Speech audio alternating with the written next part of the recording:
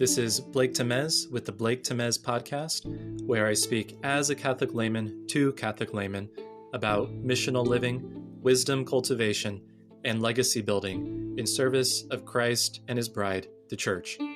Thanks for being here.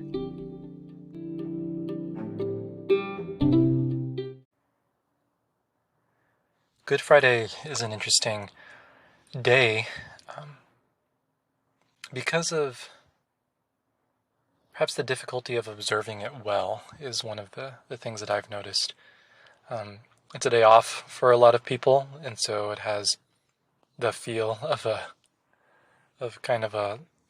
normal holiday, like Labor Day or President's Day or something like that for a lot of people. And I find, to be completely candid, a lot of the parishes in my area lacking in devotional practices that kind of fill out the day. I've been in areas where parishes have offered traditional, it's called Tre Ore, kind of like devotional services. They go from 12 to 3, the Tre Ore meaning like the 3 hours. From 12 to 3, the hours that Christ was on the cross, and then having the liturgy for Good Friday at 3 o'clock, which is, appropriate and fitting and kind of fits in cosmologically and temporally with the actual event of Christ's death. And I think that it's just a really beautiful way to commemorate the day. And then sometimes there are devotional practices related to Our Lady of Sorrows, later that day. And then, of course, there's Stations of the Cross and all of that. And, I don't want to dwell on the negative and be like, raise problems without solutions. But, I've found it hard to observe well today. Not to mention because of some work going on around my house. But all that aside, there was time for participating in a Good Friday liturgy, reflecting on some spiritual reading, that type of thing. And so, the commemoration was there, even if a little bit muted. Had kind of the sense of being the only one in my house this year, participating in the fast, for different reasons. And so, that too.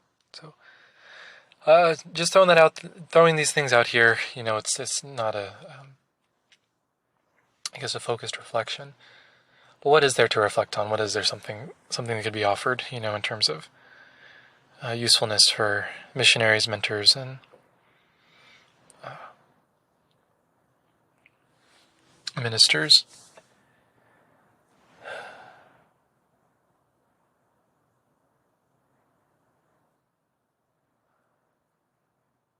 I guess there's something in this day, right, that kind of brings to a heightened focus the sense of offering things up, of offering it up, as they say, and uniting one's suffering with the cross of Christ. I found that a meaningful way of looking at things, recognizing that suffering is not meaningless, right? That there's a redemptive value to it, and that we worship a God who suffered himself, suffered in his body. And this day, of course, is tinged with an awareness of what comes next, right? Unlike that first Good Friday, that first historical instance of Christ's crucifixion, there was that uncertainty about what comes next, but we have, this commemoration that is followed by the devotions and prayers of Holy Saturday, and then, of course, those of Easter. And so we can offer up our suffering united with the cross of Christ, knowing that they are related to the resurrection in some sense. And so the light of the resurrection shines on us in the midst of suffering. And that's something that's easy to say. It can be hard to find meaning in it unless it's felt in one's bones in a deeper way.